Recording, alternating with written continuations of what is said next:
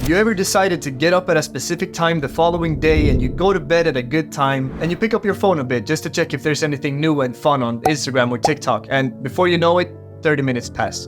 An hour pass. You change the alarm to ring a little bit later tomorrow morning. You keep scrolling. Again, 20 minutes, 30 minutes, 40 minutes. Before you fall asleep, you've wasted 2 hours that you got absolutely nothing out of. You didn't grow from these 2 hours. Instead, your brain was actually negatively affected. I wish this was a problem that only some people struggle with, like I used to. But unfortunately, it seems like everyone around us is deep down in the dopamine rabbit hole of scrolling. And everywhere you can hear people saying, quit social media, it's so good for you. But you can't do that. You don't even consider that because it's so important. Staying up to date with what's going on, talking to friends, checking the latest memes that your friends have sent you. So I'm not gonna tell you to quit, but hopefully you will automatically after what I've told you in this video. I personally quit social media a long time ago now, and I never miss it. And honestly, once you think about it, that's quite surprising because you probably think you can't delete social media because it's so important and you'll disappear from the face of the earth if you delete it. But no.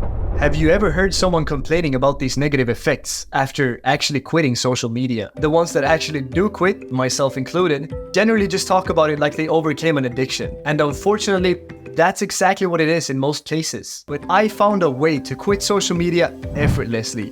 And my secret is, don't quit.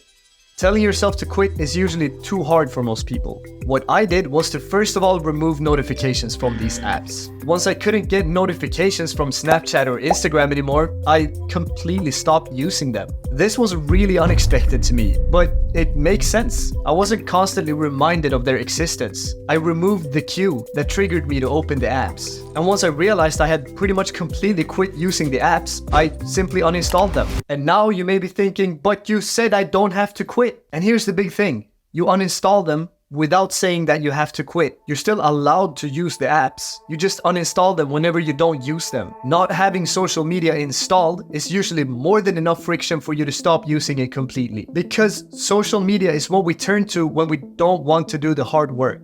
When we don't want to get out of the couch. And we instead just want stimulation without sacrifice. So when you add some work to using the apps, you add some friction, even if it's so little that you just simply have to go into the App Store or Play Store and download it. It's usually enough for you to feel like it's not worth the trouble. So this is the effortless way that I've found to be really effective when it comes to quitting social media. Don't force yourself to quit. Just remove the cue by removing notifications and then add friction to the action of using it by deleting it from your phone. This will hopefully help you to quit eventually. One thing that really helps you quit is to have motivation to quit by knowing how bad it is for you. If you want to know more about why social media is actually so much worse for you than you thought, watch this video and click here to subscribe. And click the link down below to book a free 30-minute call with me where we just sit down and brainstorm ways for you to improve. I'm looking forward to talking, brother.